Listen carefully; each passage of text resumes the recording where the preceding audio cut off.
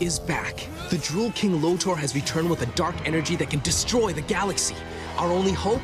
The Voltron Force, a team of 5 heroic pilots that control 5 awesome robot lions. When Lotor's monstrous road beasts attack, the lions come together to form Voltron, defender of the universe. Oh! Let's Voltron! Oh! Let's Voltron! Oh! Let's Voltron! Welcome, Voltron fans. This is Mark Morell, your host for Let's Voltron, the official Voltron podcast. We're here for another exciting episode review of Voltron Force. So I'm here with my co-host, Greg Tyler. Welcome, Greg. Hey, form red center, green, yellow, blue, black, take your pick. It's great to be back to talk about Voltron Force. And I don't know about you, Mark, but I can't think of 2 other people who I'd rather have review this episode with us than our 2 special guests. Do you want to introduce them? Yes, we have 2 huge Voltron Force fans here. Both we saw at VoltCon 2024 recently. And so I want to welcome to the podcast Natalie and Angie. Welcome. Hi. Hey, great to see you both. And you've both been on our podcast previously, individually. And it was, so Natalie had been on first, and then Angie had joined us. And then it was, I think, just before recording with Angie that she told us she was a good friend of Natalie's. And so now we have you both here. That's great. Yes. Thank you so much, you guys, for having us both on at once. This has been like a dream of ours. We're forming up like Voltron. This is All so right. Yes, absolutely. And then Dan and I have been friends for years at this point, and VoltCon is actually when we first got to meet each other in person. Mhm. So it's the timing of all of this is actually really nice for both of us. Mhm. Very That cool. is great. I didn't realize you had not met in person until VoltCon. Wow. Yep, 1:30 technically in the morning at the airport. Technically. After But a lot of fighting with my airline. We got it. We made it. Good deal. All right. So we're here to review the Voltron Force episode Army of One. Yeah, and I'm reminded of the old U.S. Army recruiting ads of about that time, which talked about, I'm an army of one. I don't know if you remember those TV ads. So I'm sure this is a play on that. But anyway, that's Right. the title. First, I wanted to see how VoltCon was for Natalie and Angie. How was that for you guys?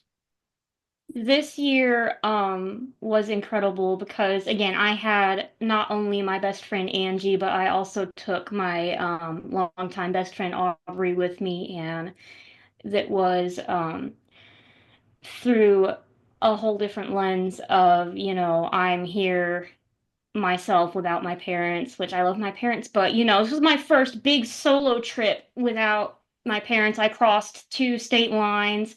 It was so awesome, and this VoltCon was by far my favorite. It had more air of collectedness. It was so Unified, I guess. I was so overwhelmed that I'm still reeling from it because it was a whirlwind of friends and family, and it was so nice to see everybody again and to introduce Angie to everybody too. That was like the highlight, bouncing around to everybody like my best friend Angie's here. And what about you, Angie? I'm definitely echoing Natalie. For her, it was her first big trip. I think it was like 4 or 5 hours of road trip for you. Usually, like that's my drive to school before I transferred to where I am right now. So I'm used to those drives, but I'm in California. Like I'm not afraid to say, what state I'm in, but I'm in California, so I fly out and I don't often fly. So having planned this whole trip, going through airlines, making sure everything was okay ahead of time, even though I still, got there really late, but it was really nice of like it was a test for me, like, testing me that are you going to do this again? Is this something that you're trying to do later on? Do you still, I guess, like, do you have enough passion for Voltron and for VoltCon to go through all of this one more time? And the answer is yes, of course. So I planned going. Natalie brought her best friend, but I was able to bring my boyfriend, and it's something really special to me to share that with him, because Voltron is very big in my life. It's brought friends, aka Natalie, essentially, into my life. I've met so many really nice people, including you guys. So it was not only was it my first Volcon, it was my first big test of can I do this alone, the same way it was with Natalie. It was meeting more people who, at least in my physical circle at home right now, there's not a lot of people who know Voltron. I don't know any people in person who do really know that. So being able to go to Volcon and then I can say something or reference something, and some people immediately got it. And they're like, oh, yeah, like I totally get it. Or it's this episode. And I'm like, oh, thank you. Oh, thank you. Thank you. I finally found my people.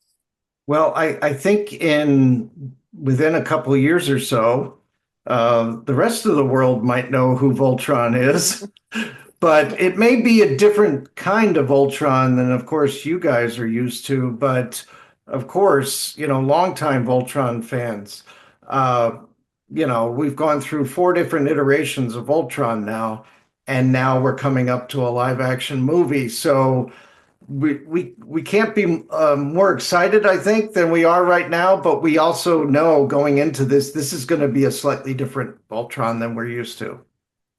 In the words of Alora from Voltron Force, Voltron is always evolving. The Voltron that we know today might not be the Voltron we need in the future.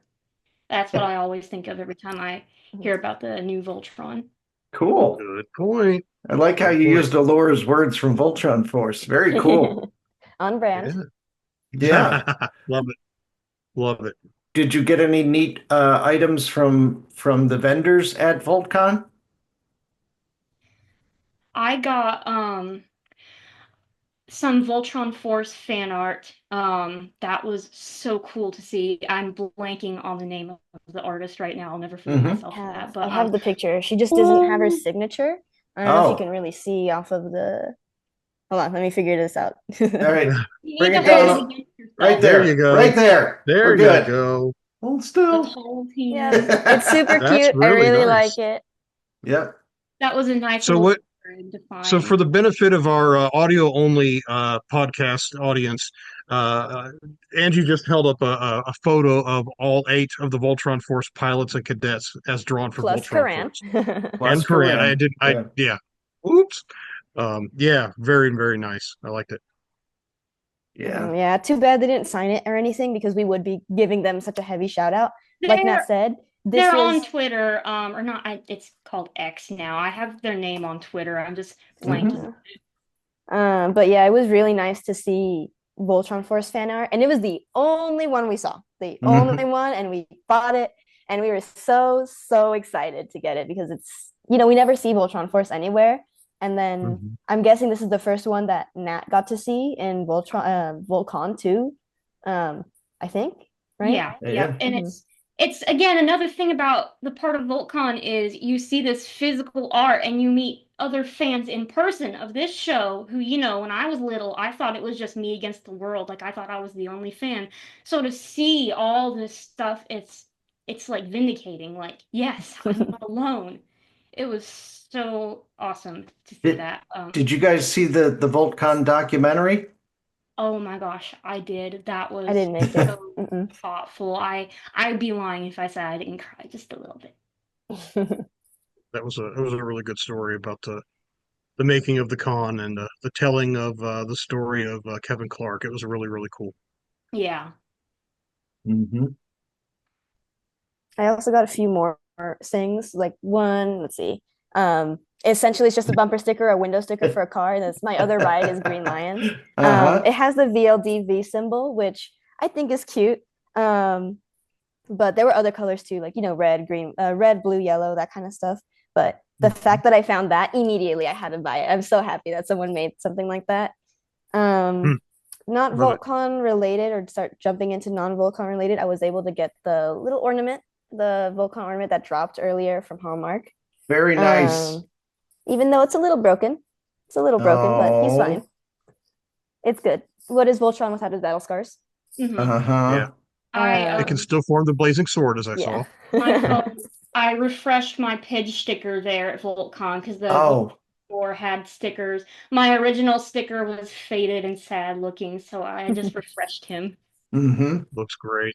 Looks really And great. then, unfortunately, it looks like that it can't show, but it's actually the 40th anniversary of the SDCC Loungefly bag that dropped. Oh, the Yeah, backpack. I was able, yes, I was able to Okay. find it. And I was really hoping and crossing my fingers that, that it'd come in time. It doesn't look like it did. Okay. But yes, I got the bag. I got really excited. It's really, really big. I ended up showing Nat a picture of how big this was. I'm used to their mini backpacks, which I tend to get a lot for Loungefly. But I ended up being able to fit, and this is a really good segue, actually. A little Pidge plush. He's pretty Okay, big. He's that is around the size of my awesome. torso, and I'm pretty small, but it's pretty good, decently Uh-huh. sized. Very You can I was nice. able to fit in there Glasses, they're all entirely. askew. His glasses are all askew. You can tell he's been loved on.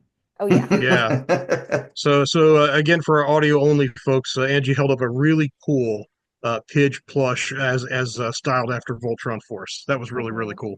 And Yeah. then And I the see you same have a person. Gary plush, Yeah. Natalie.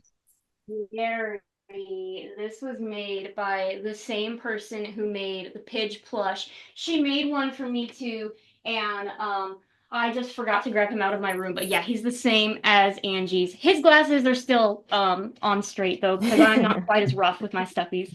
Had to take him along. Oh my So I've had goodness. these for a while, and I've had them on the podcast from time to time. But I also have some Garys, just to join the Voltron Force party here. Uh, so here's one, and let's see. Hold on, there's another, actually two others. Here's a Gary. This is the tongueless Gary, Now, have and you then brought last. those with you to VoltCon before? I don't think I have. No, these were made by Nicole, who had been on the podcast before, and we had seen her at WonderCon back in I think 2017. So thank you again, Nicole, for those. But yeah, totally love them and love Voltron Force. Yes, Okay. and then the people who made ours, just since you did your shout out, their name is Chibi Pix online, so CHIBI and then PIX. Cool. They're on Instagram right now. They're also selling some plushies. They're also making their own if it's not Voltron Force related. I know they made a breadstick one or like a bread toast one for a cat toast Wow. one, which I'd like to think for me it's not inspired, but for the breadstick one, absolutely is inspired by Natalie. But she makes really good work. I keep saying she's made a Defender of the Universe Pidge plush before. She's made a Voltron Legendary Defender Pidge plus. Wow. Obviously, she's a very big Pidge fan. Mhm. But they always turn out so good, and I love seeing her progress on it. Whenever she shows us the pictures, or whenever they show us pictures, it's so cool that they were able to make it for us. That's wonderful. They both looked really great. And I noticed, Natalie, that your Gary is a brighter, bolder yellow than my Gary triplets. So it's nice to see that there's variety in the Gary world. It's like different color patterns. I bet if there were like Gary breeders out there, they'd have like different coat variations. There'd be That's like true. exotic Garys. People would pay more for exotic Garys. If you Yeah. paid to have a Gary in your house, I don't know if you would pay to have one or not, or if they just get dumped on your doorstep. I like it. Did he just kiss Voltron? Without consent, Gary, you can't do that. Okay. All right. Are we ready to get started on our Army of One review? Yep, we're all good. Okay. All right. All right. Let's call it off there, Greg. All right. The usual cohorts, then stats and all that. This is Army of One, the 24th episode of Voltron Force, production number 124. Originally aired April 11th, 2012. So 12 years and 7 months ago from our recording date here today. Directed, as all the episodes were, by John Delaney. Story, as many, if not all the episodes were, by Todd Garfield and Jeremy Corey. And writer Scott Sonneborn. I hope I pronounced that correctly. The cast are basically all from our usual list. Ashley Ball is Allura, Doran Bell Jr. is Vince, Shannon Chan Kent is Larmina, Andrew Francis is Lance and Commander Cossack, Ron Halder is Karan and Mayhawks, Mark Hildreth is Lotor, Giles Panton is Keith, Ty Olson is Hunk, Vincent Tong is Daniel, and last but certainly not least, Sam Vincent is Pidge. So Oh my goodness. I love hearing his name at the end. so the voice of Lotor was who again? Mark Hildreth. Right. So Mark Hildreth in this one gets to stretch his chords a little bit a few times, doesn't he? Oh, Yes, he gets to do Lotor hundreds, if not thousands, of times over. Yeah. So it reminds me of how D. Bradley Baker got to be all of the clones in like Star Wars: The Clone Wars. Remember that? I've never seen the Clone Wars beyond the first Oh, movie. I'm okay. sorry. So in Star Wars: The Clone Wars, Star Wars Rebels, all the clones were played by the same actor, and it was D. Bradley Baker. Okay. Wow, that's some chops. Yeah. So, okay. So going into this, we are starting on Planet Doom, and we are just looking up at the incomplete Castle Doom. And Lotor is looking around and he sees unfinished parts to it and a yet to be completed turret. And Lotor gets more and more enraged. And he looks up and he sees on a balcony, he sees Mayhawks. And he just yells, "Mayhawks, you said the castle would be finished." And then Mayhawk says, "Everything is coming to fruition." And Lotor says, with you, nothing ever comes to fruition. My castle is still in ruins. Voltron still lives. And Lotor says, "I think it's time I took matters into my own hands." And Mayhawk says, "I agree. At this point, no one can help Lotor defeat Voltron except Lotor himself." I like to think that was just a little dig. Not trying to spoil the rest of the series essentially, but like that's his little build up. Like, oh, the only person who can help you is you, I guess. And then Mayhawk says, "And yet you cannot do it alone." And then Lotor says, "What does that even mean?" And Mayhawks tries to get out a word, but Lotor says, "What's that? I can't hear you." The way Mayhawk sounded when he said he was definitely alluding something to it. He had that tone of his voice like, "And yet you cannot do it alone." Like he had his little fingers twiddling.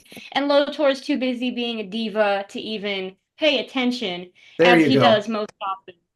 There you go. Yeah, Lotor has always been quick to the gun or quick to the draw with everything. If someone disrespects him, it's immediate, like it's on site with him. So that's at least in Defender of the Universe, that's why I feel like nobody jokes around with him because they can't. He's gonna get too aggressive too quickly. Right. So Lotor says, "What's that? I can't hear you." And Lotor, the voice of Lotor from stage left says, "Look over here."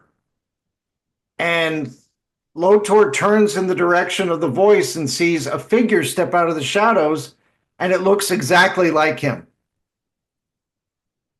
And Lotor says, "What? A copy?" And Mayhawk says, "No, my lord, an army." So as he turns around, Lotor, by the way, from here on in the script, they're calling the original Lotor Lotor Prime, just so you know. Okay. That works. So they're calling him Lotor Prime, the original Lotor. He looks down from the balcony in the castle, and on the ground he sees a whole army of Lotors standing in formation on the field. I feel like it's also important to note that through the second half of this interaction, Lotor is dangling Mayhawks over a balcony, and that's right. Yes. So, yes, he is. So chill about it. He's just like another Tuesday morning. I don't get enough hazard pay for this. That's right. I forget the episode, but I'm sure either or both of you will remember. where it starts in the teaser where Lotor's taking a Hegarian bath, and Mayhawks kind of finishes. Lotor says, "Can you get me something to drink?" And Mayhawks he holds his hands up like he's going to strangle somebody in the air, and he says, "Perhaps you'd like a neck rub as well." Hmm. I think Mhm. Ghost in the Lion is what you're thinking No, of. it's the beginning of Dark Blue. Is Because it's they're it? talking about that Lotor's running out of Hegarian Oh, by yeah.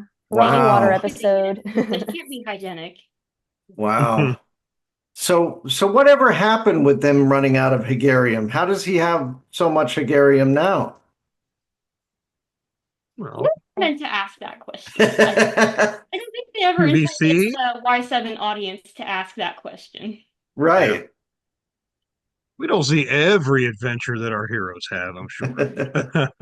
It's the mundane stuff. Every supply run they make to the Quasar, we're not going to see that, but it's another more Yeah. normal Tuesday morning. Lotor starts his day by dangling Mayhawks over a balcony, then they go get their Hegarium, the usual. I always Love it. imagined there's more Hungarian quasars out there. There was just that one we saw. Always because in the beginning we saw Kala threatening Mayhawks for if this fails again. So Mhm. how many are there? Or how much did that just one quasar produce? Because if they were running out, where are they gonna get more? Right. So at this point, what do you think Lotor thinks of having an army of himself out there? These guys are handsome. That's probably what's running through his head. I'm not gonna lie. That's probably the first thing he thinks. We probably look at him like, we are so hot. Yeah. So you think his ego takes over at that point, and he's just proud to have so many of himself out there? Hmm.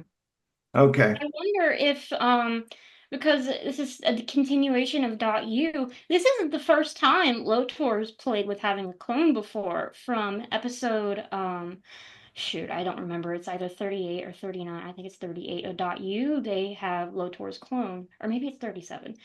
One of those three. They clone him again, except they only make one clone. But that kind of goes haywire. So you'd think maybe Lotor would learn his lesson, but as we've discussed, he's also got an ego. So as we'll see, he doesn't quite balk at the idea of it. Mhm. Isn't that clone also robotic in Defender of the Universe? Or they Yes. Nope. always say everything is a clone or everything's robots, so Yeah, they you can call always it a argue. robot. Yeah, Hmm. yeah. So Go he can Lion. always argue like, oh, maybe the programming was faulty because you can never program Lotor. Now he doesn't have that excuse. That is Lotor. Yeah, Right. good call. Yeah, Lotor's clone is the 36th episode. I had to look it up though. Okay. So we're starting Act One, and this time we're in the front of the castle, and Hunk, Pidge, Vince, and Daniel are at work on a ceremonial stage, surrounded by regal banners, and Lance and Keith approach. Keith says, "I'm impressed how quickly this surprise coronation is coming together." Hunk says, "It has to. When Alora finds out we're doing this, she'll freak. She hates this froofy stuff." Lance says that doesn't matter to Karan, and he imitates Karan, so he puts his he puts his finger up there like he's got a mustache, and he says every queen of Eris has to have a coronation. It's tradition. And then Keith says, besides, Alora deserves to have her day, even if she doesn't agree. And Pidge says, that's easy for you to say. Your job wasn't to plant a garden full of Eris's official planetary flower. And Hunk and Pidge hold up their hands, which are covered in thorns. And Hunk says, they're surprisingly prickly. I feel like it's important to note that Hunk is severely more covered in those prickles than Pidge. Yeah. And when we see him earlier, when he says, when Hunk is talking earlier on screen, he's not covered in those thorns. But then we cut to him a few seconds later and he is. So did they roll around in those thorns just to drive their point home? Like, I think it was Foreshadowing. foreshadowing. That's it. There you go. Foreshadowing. So yeah, I just think it's always good for them to act like, oh, this really doesn't mean anything now, and it's just for funny stuff. But then later on, we're going to actually show it again. Hmm. Okay. Yeah, and then one thing I wanted to mention before we keep going is that Hunk quotes that she doesn't like this frou-frou stuff, quote unquote. Mhm. That specific part bothered me a little bit because I'm like, what are you talking about? You're talking about the wrong princess. Allura absolutely loves, like, in this sense where I'm like, hey doggy. Allura absolutely loves she loves being a princess. She dresses up in dresses all the time. This is her choice. This is, her continuously doing it. And we can see it's her choice, especially in Voltron Force, because Larmina doesn't dress like that. Larmina dresses in her uniform. She's always adding her personal touches. There's always such a big difference between her and Allura. But you can tell that Allura does enjoy being a princess, at looking the part, acting the part. So I feel like it's kind of wrong for Hunk to say, oh, she doesn't like this stuff. Of course she loves this stuff. She loves this stuff. She was, even though, yes, there's an air of she was raised for it, she does truly love being a princess. So I don't think it kind of fits with her saying that. They Okay. might have been pulling from Defender of the Universe, where, Allura resisted all of the stuff that Nanny and Karan were trying to pull on her. That might have been where they got that from. But again, we don't necessarily get the impression that she hates doing the stuff itself as much as it's being forced on her. And again, I might be able to see where this comes into play as this coronation, the guys are kind of not forcing it on her, but they're springing it on her. Like, I get the sense it more has to be on her terms as much as she doesn't hate it. It's just got to be on her terms. Mhm. Okay. Okay. Well, Lance says, well, I still say Karan's got the hardest job, keeping Allura distracted until we're ready for the party. So what we see is Karan's ship in deep space. And Allura says, so Karan, what's so urgent about this diplomatic mission you insisted we go on? And Karan says, and then that's it. That's the end of the scene. A very short scene. One of the shortest we've ever had. So it makes you wonder what he does between this point and when we next see him in the episode. What does he finally say, if anything? Is he just umming and ahhing throughout the entire episode until we see him next? I don't know. Like, do they even have a destination in mind, or is his plan literally to just fly her around space for a while and be like, oh, they canceled? Pull the old man card. I'm losing my memory. Don't worry about it. Yeah, I meant to take that left turn at Balto. We were supposed to go to New Balto? I thought we were supposed to go to Old Balto. And it's like, oh, well. Okay. So the next scene is at Planet Doom in an airfield. And there's a fleet of Drool battleships launching. What we see and what we hear is there's a Drool commander, Cossack, and he says, loading Roby's coffins. He's supervising Drool soldiers loading 5 coffins onto the ship. And then Cossack turns to Lotor Prime and says, with the new army, is there need for these? And Lotor says, when it comes to Mayhawks, I'm starting to think I need a little insurance.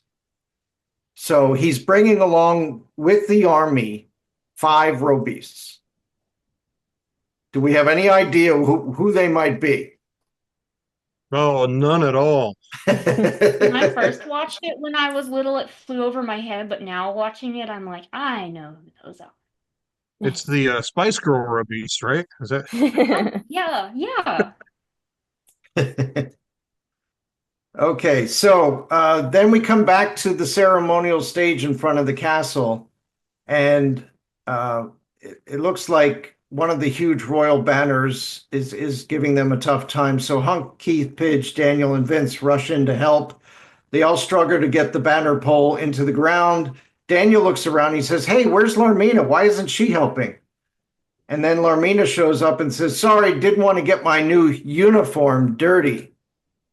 So everyone looks at her in her blue lion uniform because in the previous episode, she became the Blue Lion pilot officially. And that's why they're having a surprise coronation for Allura. Right? That's right. Hunk says, there's our new Blue Lion pilot. You look like you were born to wear that. And Larmina says, really? I'm still getting used to the idea. Daniel says, me too. So Daniel says, no offense, I just always figured I'd be the first cadet to make Lion Pilot, but I'm happy for you, Larmina. So what do we think about Daniel thinking he was going to be first? What do we think about that? He's still got a little bit of, I don't want to call it arrogance, but he's still got that little bit of, cockiness, a little bit of ego going for him, Pride, unfortunately. Uh-huh. which just proves even further, drives home the fact that he's not ready. Yeah. Because Wilhelmina's being humble about it, which is out of character for her, at least as what we've seen so far. So we can see she's grown. This episode, as we go on, you did get the sense that Wilhelmina's kind of stepped up her game. And meanwhile, Daniel, at least at this point in the episode, is just kind of salty. He's still a little bit arrogant, but not as bad as he's been. Yeah, and also he does have he is somewhat under the influence of Hegarium, as we've seen in recent prior episodes, and so we've really kind of seen a reversal of Daniel here, because earlier on I remember he had an inferiority complex compared to his cadet friends when he talked about Larmina being born into a role, having privilege as a member of the royal family of Eris, and then of course Vince with his unique power. Um, Daniel sort of felt like an underdog for a while, and here he's saying, "Well, I always figured I'd be the first one." So there's something awry even for him in this episode. Yeah, that's something that always stood out to me because, like Nat said, like this is Larmina is calmed down so much more from before, and I truly believe it's because she's finally having that feeling of like that feeling settled for her. Like, oh, now I'm part of this team. Now I'm part of the legend that she grew up. She really did grow up hearing this. Her aunt is or was the Blue Lion pilot. It was so much more real for her than it was for any other of the cadets or any other person in the universe aside from the team themselves. Um, so seeing her grow into it, I always was a little more like finicky with the lion placements, but I've grown to like Larmina in Blue Lion a lot because the fact remains she really was trained for that. She really was born to either be a leader and in her royal right because she's a princess, or join the Voltron Force the way Allura did. And what ended up happening is obviously she joined as a lion pilot. And then specifically with Daniel, the thing that is taking me off a little bit is that it looks like the Hagarium, like you mentioned, Greg, it hasn't got out of his system yet. That infection with the tree last episode, he's still reeling from it because this is so much more aggressive than he's seen him before. He's never shut his mouth before, but he's held his tongue when it comes to, insulting people. But this was so, he had to correct himself. He like had a, not a come to Jesus moment, but he realized after the fact, oh no, I said something, wrong. Like, oh, like I'm getting used to it too. It was so bratty for him. And it's not something I'm used to. Yeah. Yeah, but we hear his inner thought dialogue, and he says to himself, I just wish I had an aunt who was about to become queen and had a lion to hand over to me. And Vince, of course, through the telepathy, hears this and he says, whoa, jealous much? So as a refresher to people who are not Voltron Force fans, and if you're not, please watch it. It's awesome. Daniel and Vince have had a telepathic connection for a small number of episodes prior to this point, and this is the reestablishment. If you've missed prior episodes, that they do now have a link. Yep. So Vince says, you're lucky I'm the only one who shares a telepathic connection to you. Look, don't sweat it. Your time will come. So then all of a sudden, Pidge yells out, the alarm, come on.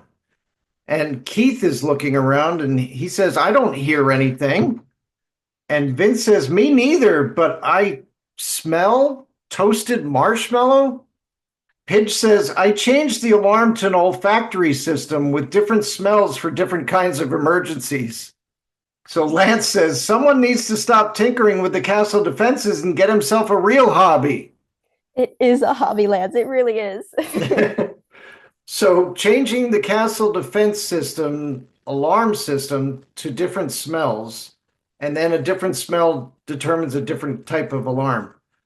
So yeah, I think Pinch needs to do something with his free time, right? Mm-hmm.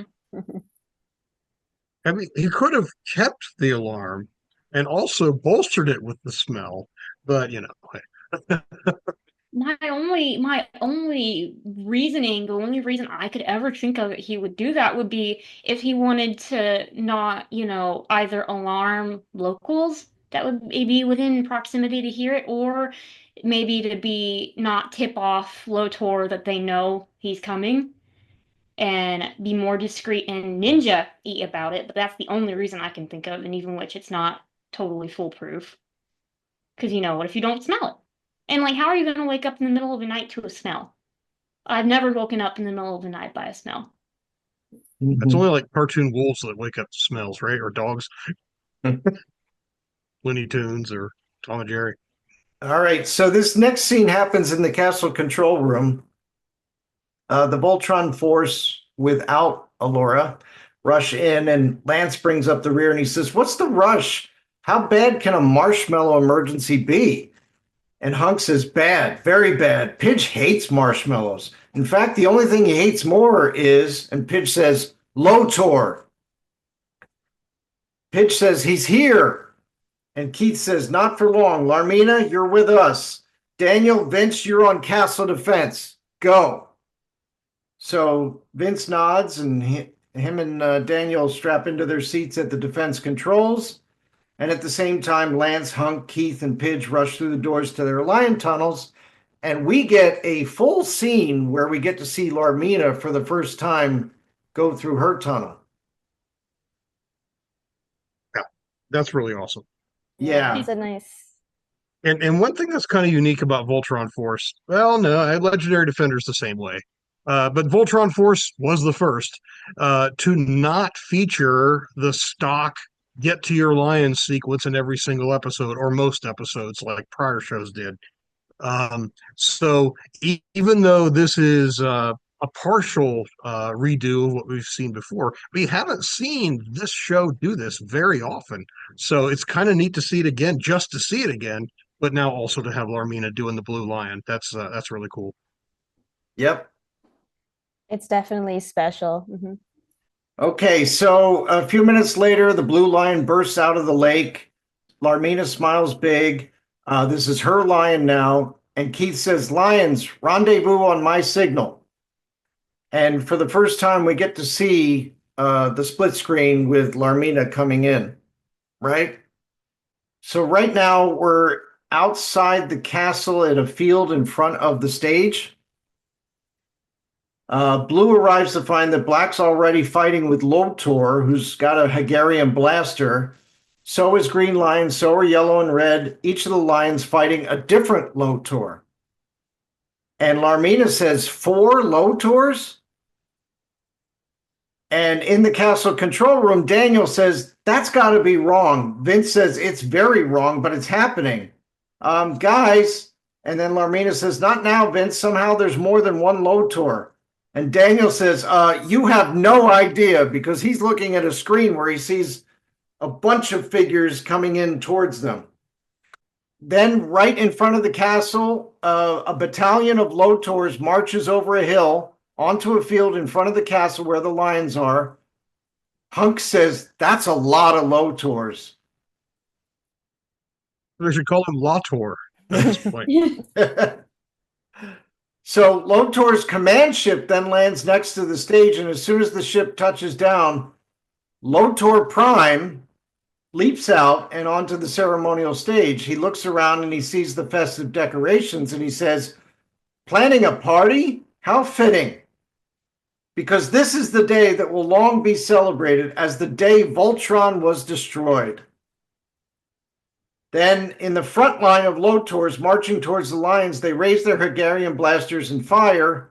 Pidge says those are Hagarian blasters. One can't do much damage because Vince has helped the lions build up a resistance, but 1,000 of them. And Larmina says, "At least their numbers are legion." Do you think there was any reference to that, Greg, when she said they're legion? So there is a game. what is this? Their numbers are legion is part of the demon hunter something something having to do with World of Warcraft. So I don't know if that's a reference or not. I've Okay. never played World of Warcraft, so I don't know. All right. So then Lance says, yeah, well, then how about we get some size on our side too? And then, of course, that's the cue to form Voltron. So, of course, Keith says, ready to form Voltron, activate interlocks, dynotherms connected, infracells up, mega thrusters are go. Let's go Voltron Force. And this time, Larmina's in there, All right. which is awesome. And then Keith says, form feet and legs, form arms and body, and I'll form the head. Now fully formed, Voltron stomps towards the Lotors, and the dots break ranks and scatter, and Lance says, I got this. So you see Voltron's right hand, it reaches down and scoops up a handful of Lotors and then throws them. And in the air, they sort of just blow up into purple dust. Yes, and the script, if I remember correctly, suggests that they blow up when they land on the ground. But Right. I'm my thought is that they probably had second thoughts about doing it. Number one, because on this show they had to really limit their 2D, 3D uh, overlaps. And the characters are 2D, the lions and the landscape probably 3D. Certainly, or Voltron is definitely. The other factor is I would think that even if that was not an issue, showing them land and then burst into purple clouds or whatever might be seen as something a little too gory for kids. I don't know, but blowing up in the air seems a lot less, almost like a water balloon, I think, than anything. So basically, what they say in the script is each of them dissipates into a sparkly burst of pure Hegarium that floats away. And there's a note there that says, this is what happens to every Lotor that falls in battle throughout the rest of the episode. Yeah, and the script says just before the whole dissipates into a burst of Hegarium, it says, as the Lotors Voltron through, slam into the ground. I really think it's the slamming into the ground part that they probably wanted to trim for content reasons. So they blew up in the air, basically. Right. They explode in the air. That can't be good for Eris's atmosphere, all that exploding Lotor juice out there. They already had the environmental problem earlier. Yeah, well, I would think that they probably have a because of the government of the planet is one very benevolent monarch. They probably don't have as many bureaucratic issues or political issues to go through to deal with their environmental problems. But anyway. So then you hear Lance say lion torch, and through the red lion's mouth, we see fire coming out, and it fires at a ship which explodes. And then you see standing on the ceremonial stage is Lotor Prime, and he says, now. And then the tiny dots of Lotors reform their ranks, and they close in on two Lotors, one with space armor, expands and unfolds around them. Then more space armor Lotors zoom into the air and join dozens of space Lotors already hovering there in dark purple. So there's a bunch of space Lotors, they're calling them. Yeah. But wait, there's more. And then three other Lotors transform into the Samurai Lotors that we saw from, was that the Balto episode? Mm-hmm. Yeah, brains. Brains. Yes. Yep.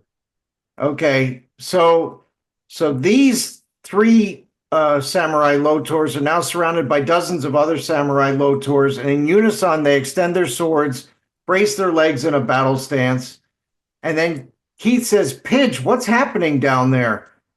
And Pidge says, Lotors changing into previous Hegarium forms. It's like a Pokemon. Yeah, when Pidge says previous Hegarium forms, so these are previous forms that Lotor has taken in previous episodes. Yes. And so we've had the space Lotors, we've had the samurai Lotors, and then there are what the script calls the Hulk Lotors.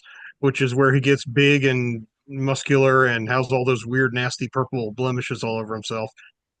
Yeah, so all sorts of stuff. I love the fact that Lotor, in changing into Hegarian forms, can also change his clothing or armor or whatever.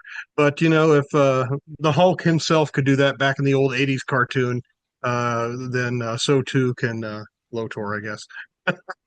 So the one Hulk Lotor leaps up into the air and comes down and creates a crater in the ground. Several other Hulk Lotors land all around him. Together they roar. Hunk in his cockpit with his eyes open wide, he says, "Uh-oh." And then Lance says, "They just keep coming." Hunk says, "I lost count at 112 Lotors." And that's about the end of Act 1 right there. Okay, start of Act 2. We are still in the field in front of the castle. And this battle is continuing. Voltron faces the charging army of Hulk, Samurai, and Space Lotors, and Lance in his cockpit says, "Here they come." And then Lotor Prime says, "For Lotor," and the other Lotors say, "For Lotor." And then Lotor Prime says, "Follow me." And as they're saying that, they're all passing by him, and they're doing what they want to do. They're all on their own. That's one of my favorite parts of the whole episode. I just love the way his own ego has prevented him from thinking or realizing that the other Lotors might just be as egotistical, if not more so, than he is. Definitely, it's very narcissistic of him. He's like, "Oh, I'm perfect, I'm great," and then he's up against himself essentially. And now he's seeing how he acts, and I know for a fact, obviously, Lotor being Lotor, he's never going to change. Yeah. So several are zooming, leaping, rushing past him. They're desperate to get to Voltron. Each Lotor is so eager to destroy that they all fire away. The entire battlefield is being burnt and blasted. Lotor Prime scrambles to get out of the way of the wave of destruction of the other oncoming Lotors. Keith says, "Lance, give him a Red Lion special." So Voltron blasts a flamethrower at a squad of Samurai Lotors who dissipate into clouds of Hegarium as they're hit. And as a Hulk Lotor leaps into the fray, landing in front of Voltron and crushing a garden of thorny flowers in the process. There they are. All right. So Pidge says, "Hey, watch the flowers." Wouldn't it have been nice if somehow those thorns had the power of the lions so that when Hulk Lotor lands on them, he, I don't know, shrinks or something? We should have at least seen them like leap up, like ow, like in the Looney Tunes cartoons. They clutch their feet, they dance around. Like we should have at least seen that. I love that. In the episode, did we actually get to see the flowers after Pidge mentioned how thorny they were, or it was Hunk who mentioned how thorny they were? But All we see in the episode is just leaves. Yeah. Eris has a sucky sense of floral taste. If that's flower. Yeah, this is one of those deals where the script has more in it than the episode wound up having visually. They were probably also limited by their animation budget too. I'm sure intricate, pretty flowers weren't necessarily in the budget. Yeah, I'm pretty sure the director, John Delaney, probably said, "We're not spending a whole lot of money on flowers." Okay. I know That's someone's gonna probably be the mad same that. thing Pidge and Hunk said when they were planning the flower decorations. So after Pidge says, "Watch the flowers," Keith says, "Wind blast." And this time Green Lion shoots a wind blast from the green hand to blow the Hulk Lotor off screen, only to be strafed from behind by blasts fired by a couple of the Space Lotors. And Pidge says, "Vince, Daniel, we need backup. Set up the castle defense systems for a sniper barrage." And Vince says, "The castle defenses can do that?" And Pidge says, "You'd be amazed what they can do now if you know what you're doing." I just want to know what a sniper barrage is when you're shooting from the side of an enormous castle. I mean, aren't snipers supposed to be kind of secretive and until the last minute? I mean, here's a big castle. Ooh, I didn't see that coming. Yeah. Oh, well. Daniel says, "Yeah, only we don't." And Vince says, "You're the only one who does, Pidge. You keep upgrading the system. No one can keep up." And Pidge says, "Just activate the panel on your right." So suddenly every door in the window swings open, leaving the castle vulnerable. And then Pidge says, "No, your other right." And then Vince says, "Sorry." And then suddenly hidden portals swirl open, revealing cannons that blast a handful of Lotors sneaking up behind Voltron. And at the same time, the castle doors and windows all snap closed. But before they do, Lotor Prime slips into the castle. And of course, he goes, "Ha ha ha, yes," because he's happy to be in the castle. Lotor isn't aware that Allura's off planet right now. So as far as he knows, she's in the castle, but he never really mentions or exhibits any sort of interest in her. He's just kind of on the blazing path towards the control room, which I kind of take that as the Hegarium in him has kind of eroded at his previous personality. In episode 5, we see him kind of go after her and then not really, again, a little bit in Ghost in the Lion, but it's kind of eroding away at his natural personality. That's how I take it, is because he never really mentions her at all. Yeah, I definitely see it as well. How long has he been dead before his first revival, right? That must have been the closest to normal Lotor that we've seen before. And only then did we see him really gunning after Allura, like you said. Even in Ghost in the Lion, yes, there was an interest, but I felt more like it was Mayhawks taking an interest in her solely because she knew how to take care of Sven's kid. And maybe he mentioned once, this is a great surprise, you can be my queen at the same time, but he was never going after her. After episode 5, he's never been interested in her. And I think, at least with Voltron Force, I think that's a really funny change because Lotor liking Allura is such a core part of his character. It's so funny seeing him just degrade and slowly devolve into hate and Voltron hating him as his main personality point. And a good side effect of that is it's not as creepy as it sometimes was in the original show. Yes. There were some moments. So, as we're going to see pretty soon here, it is the Hegarian that could be affecting him, but he thinks he has control over it. Just like somebody else we know. Yeah. Parallels. We're on the exterior of the castle. Voltron brings a foot down, causing an earthquake-like ripple that knocks a few samurai Lotors off their feet. Voltron looks up to see several space Lotors dive bomb from above.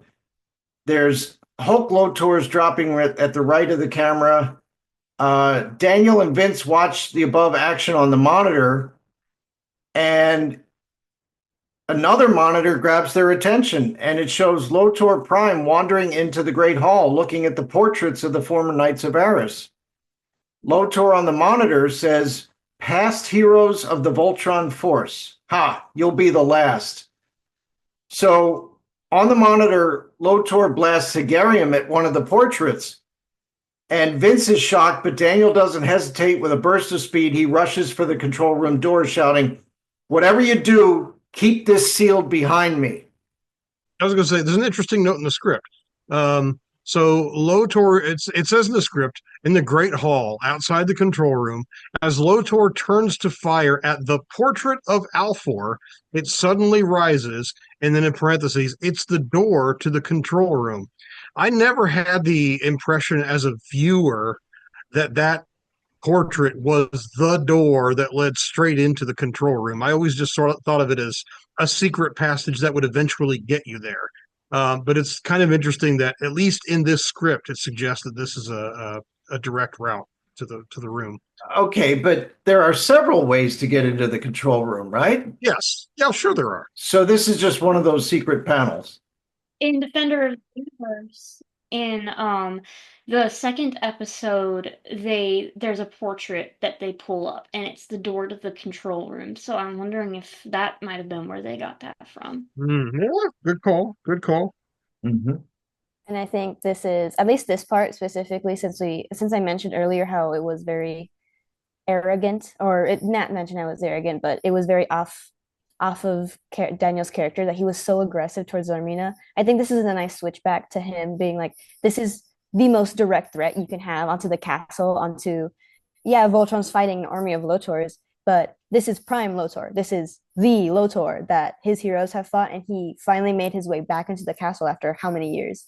And Daniel doesn't hesitate to just get up and do the hero thing, go help out. And I don't know if the script mentions it because I didn't. It was kind of confusing to me. But Lotor does hit a painting before he turns to Alfor's, and then in the show, I'm kind of seeing a screen cap right now. It looks like Lotor's, or not Lotor, Alfor's painting. Like he has a gold armor on that is supposed to resemble Voltron, which I think is a very weird and interesting take of what he's supposed to look like in armor.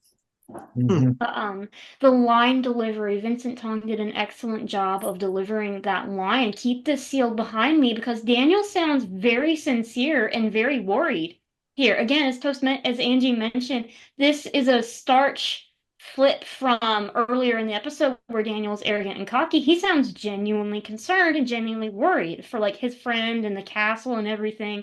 So it's nice to kind of see him switch back to normal Daniel. Yeah. Yeah. I mean, I was just going to say, can you imagine what would happen if Lotor got control of the castle defenses? I feel like with the way Pidge has been upgrading the control room, with how Pidge has been upgrading it, I think he'd have an even harder time than Daniel and Vince were. Yeah. I was about to say that I just now, this is I mean, sadly, the first time I've ever paid attention to the details of that portrait. It's just been a thing that moves, and I until now, and it wasn't until you pointed it out, Angie, that yes, that armor really it does have some serious Voltron vibes to it. That's impressive. Right. That's why had never noticed that. I've never noticed it either. That's why I'm trying to keep up with you guys, and the YouTube video I have pulled up at the same time, just so to refresh my memory a little more. But seeing that still, really looking at it, I'm like, whoa, wait a minute.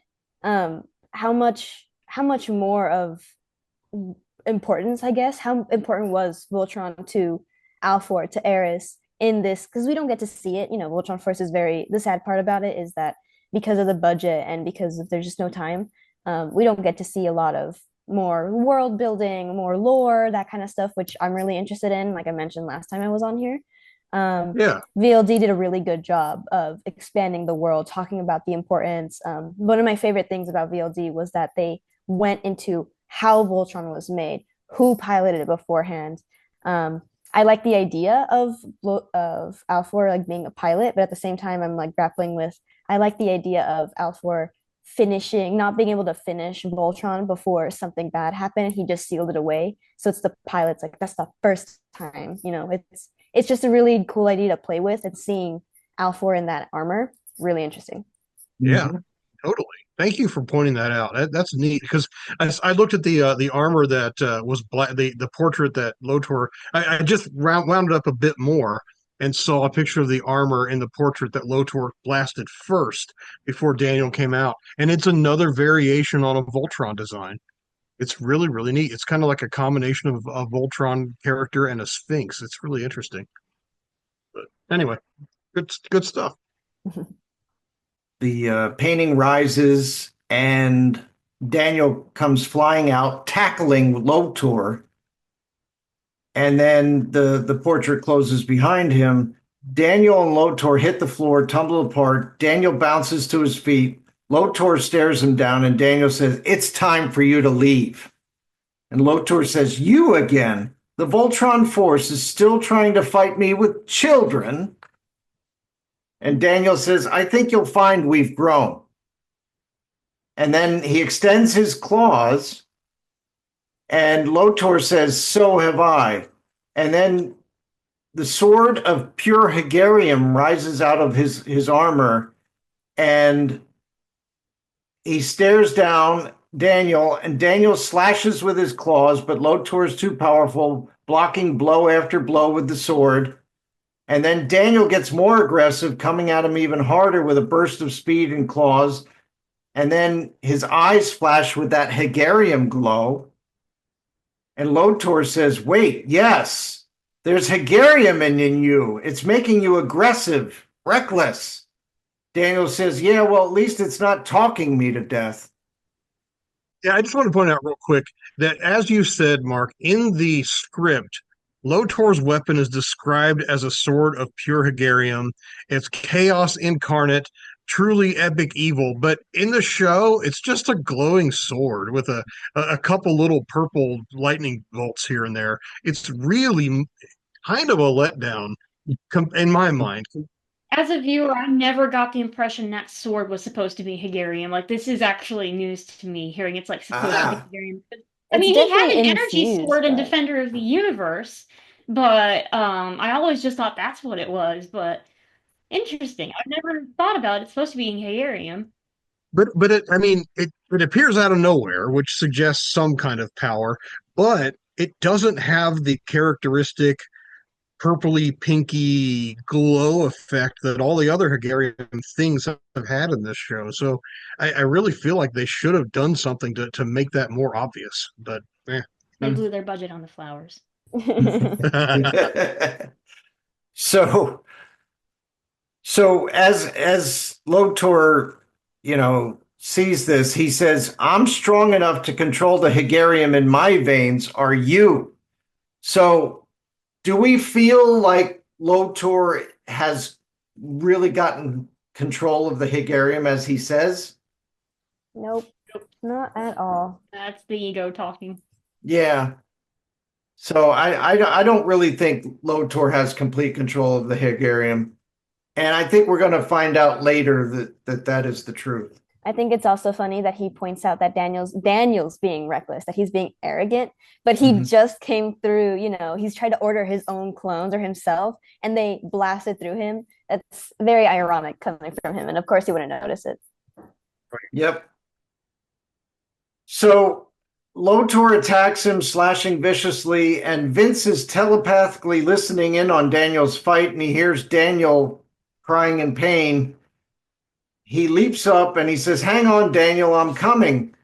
And Daniel says, "No, if you leave the control room, you'll be leaving Voltron without the castle to cover its back." And Vince says, "But who's covering yours?"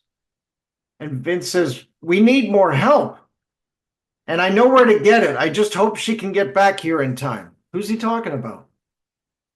The princess. The pretty I guess Mel, of princess. course. now. She's a queen now. Oh yeah. So we're on Karan's ship again.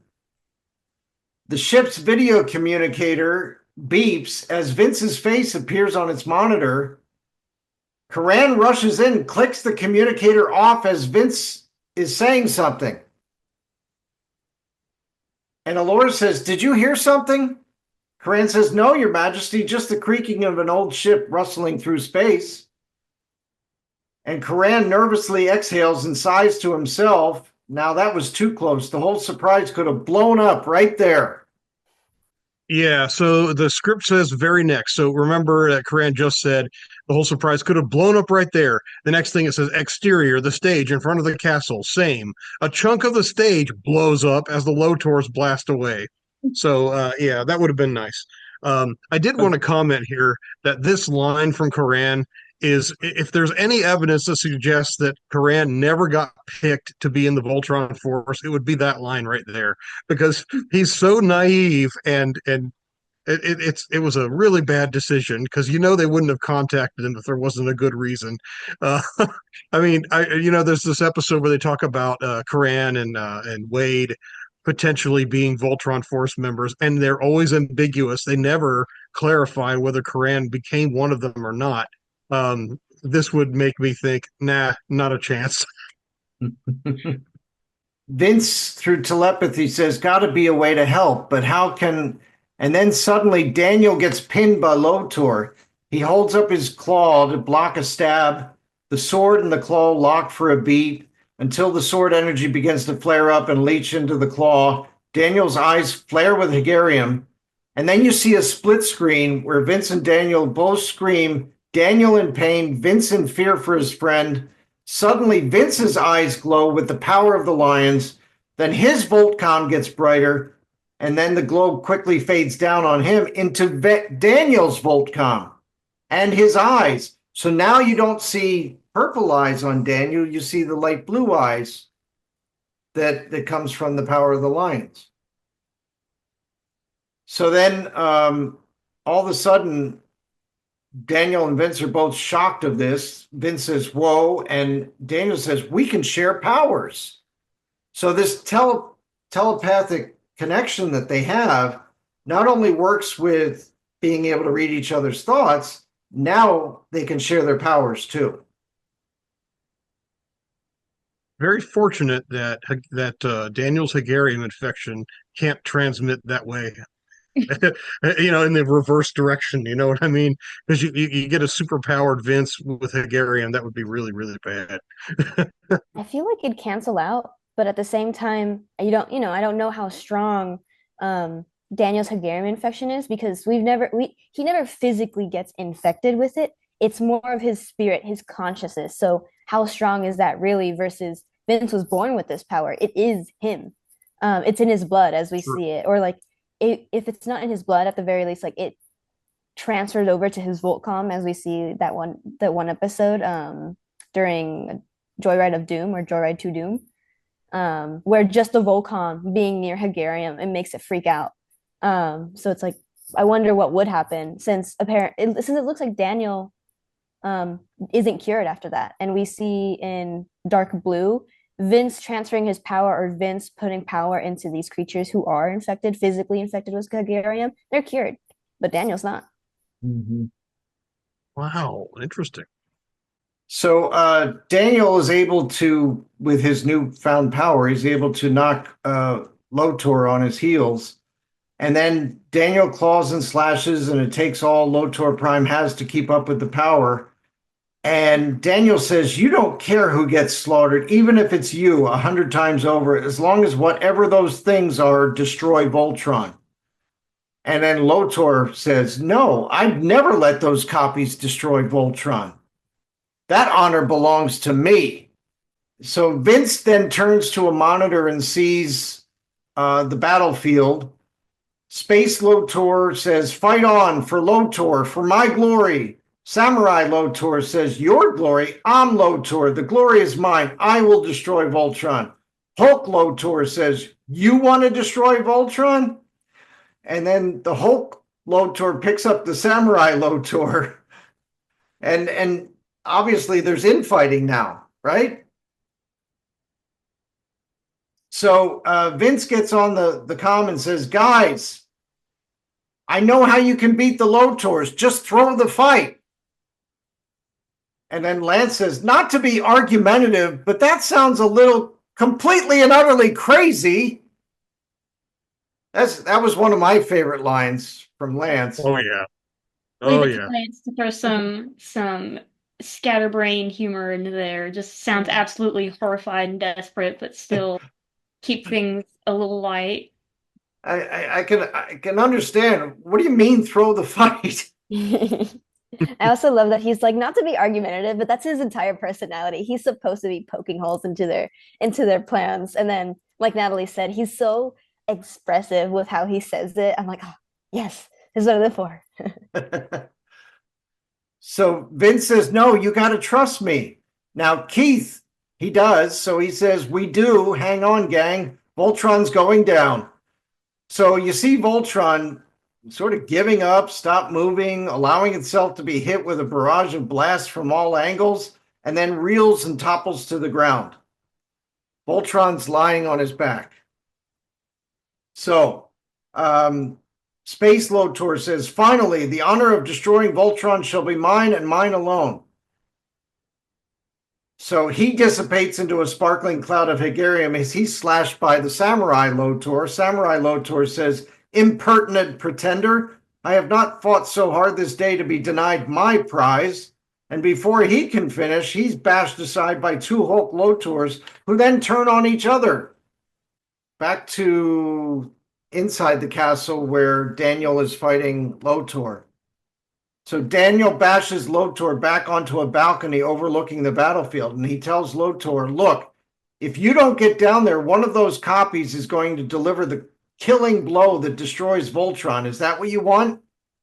And Lotor says, no, I must stop them. And Lotor says, So it's a good thing I anticipated Mayhawks' incompetence. And then he pushes a button that pops out of his wrist armor. And then we see Lotor's command ship. 5 panels open and 5 coffins shoot out like torpedoes. Each coffin flies in an arc and smashes into the ground. And from the coffins, 5 robeasts burst out. And Daniel says, robeast coffins?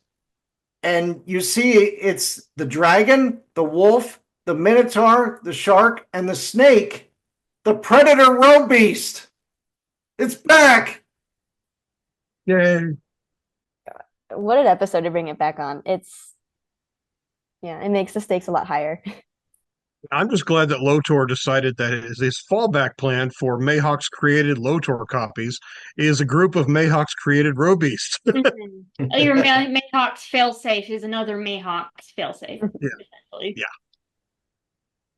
Okay, so when Pidge sees this, he says, guys, it's that predator robeast, as in the only robeast we haven't been able to beat. That brings back memories. And of course, that's sort of like the end of Act 2 right there. Yeah. So they reused the robeasts coming together to form the big predator robeast. They reused that from the previous episode that they were in. I also think it's really funny when we see the shark beast emerge from its coffin, because isn't it just kind of hovering over the grass? I think that's just a really funny visual. I don't know why, but just the shark swimming, but it's actually floating. Uh-huh. Wasn't there in the early 2000s? I think there was a Transformers cartoon that was adapted from a Japanese original. It's like Transformers car robots or something like that. And I think they had a floating, levitating shark that turned into a robot. It's called Skybite or something like that. And it's just the idea of a shark just kind of floating around in the air is kind of weird, but It reminds me of those balloon sharks with the little tails that would rotate and you'd like propel them around in the air. I used to see commercials for those as a kid. I wanted one of those so bad. That's what that reminds me of. I Okay. think we had one of saw those. a toy commercial and just decided robeast idea. Mm-hmm. Yeah, we had one of those at a prior job that I had, and that thing would just move around very slowly, but surprisingly controlled. It was really amazing. Okay. So as the predator robeast stomps towards Voltron, Lance says, don't know about you, but I'm not looking forward to a replay of the pounding this guy gave us last time. And then Keith says, then let's move. Voltron tries to rise, but can't. The trouble's with the blue leg. So Hunk says, Larmina, I know you're new at this, and Larmina says, I know how to drive my line. Blue's taken too much damage to its ERB. I'll take 49 seconds to reboot. ERB? I have no idea what an ERB is. Do we want to invent something? Electronic robot blood? It needs a transfusion. Oh no. Emergency response I don't know. buffer. I don't know. I Yeah. was gonna say like emergency response beacon, but that wouldn't Emergency do anything. response buffer? Yeah, I don't know, but this is the first time we're ever hearing it. Yeah. And the last. So a little techno babble here, but it's going to take 49 seconds to reboot. And Lance says it doesn't look like that robeast is going to be polite enough to wait. The robeast pounds away at the Lotors on top of Voltron, and in the process, it smashes down on Voltron, who's laying on the ground underneath the Lotors. And then they all feel the impact, and they're all screaming. And then, smashing down again and again, it dissipates into a cloud of Hegarium that the robeast absorbs. So Lance says it's absorbing the Hegarium power. So each time it knocks off one of these Lotors, it absorbs that Hegarium power that's dissipating into the air. Becoming more powerful. Right. So Larmina is punching buttons frantically, and then She says, still need another 37 seconds. And then suddenly it's quiet. All the Lotors are gone. All that remains is the faintest trace of Hegarium still sparkling in the air. And then Lotor Prime climbs on top of the still lying on the ground Voltron and smiles. And he says, "Stop, I am ready to claim my prize." And then Predator Robies glows and pulsates with all the Hegarium it has absorbed and says, Lotor says, "No, fight the Hegarium rage. Control yourself. I command you." Ignoring Lotor, the Robies blasts away at Voltron, sending Lotor scrambling over the giant robot's body for cover. And then Keith says, "Come on, Larmina, come on." Pitch says, "We're done." And Lance says, "You can say that again. We're toast." And Larmina says, "No, he means the reboot's done. Let's go." And then Voltron staggers to its feet, fist swinging at the Robies. The super strong Robies blocks the blows, then pounds away at Voltron rapid fire, sending Voltron reeling. Hunk says, "We couldn't do anything against this guy last time." Pitch says, "But we've got something we didn't have before. Green center." So Keith says, "Let's do it, Pitch. Form green center." So you see the Nexus turn around and then green's in the center. And then they form green center. Yeah, that entire sequence is a reuse from inside the music. So backgrounds and everything, but because we're tight in on Voltron, we can't see that the backgrounds are identical. I mean, it's not obvious. Something else that I noticed was he might have actually been bringing this up, but we see like the lights from the Nexus start kind of showing from the center of Voltron where the thing is, and that's kind of what tipped me off. I'm like, did we reuse something here? It should be fixed. Mm-hmm. Yeah, Voltron's looking around like, what the heck's happening here? But yeah, it's not new. And also, this is the reuse of one of those weird shots. If you watch it slowly, as the head of Green Center Voltron forms, it isn't already there and fold down and open its mouth. The head just sort of emerges from Voltron's shoulders as if it had been inside the torso of the lion. So it's really weird, but it's one of those deals where maybe you don't notice it until you see it in slow mo. But the head just kind of goes. Mm-hmm. I also would like to point out this show with the Blue Lion earlier being down and needing to like reboot, they use that a lot. The whole we Oh need yeah. to reboot the system, like as in how is that I've also noticed Star Trek is another example of being really guilty of this. Like we need to reroute power through X conduit or whatever. Like Yeah. how are you going to route power through something that is physically damaged? Like you would have to get down there and actually physically, we need to see you like physically fix it.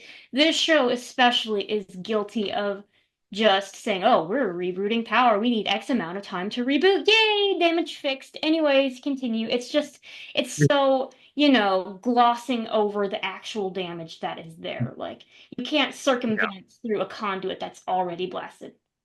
Mm-hmm. Yeah, it's one of those deals where you have a tough robot. You need to up the stakes for a robot that's effectively invincible. What do you do? Oh, let's just make something go down and reboot. I mean, it's like Superman when you see in the old Fleischer cartoons when he's getting blasted by some ray or whatever, and it seems to be slowing him down, but he's gonna just kind of be back in action, and he does. It's just one of those things. But yeah, it is kind of funny.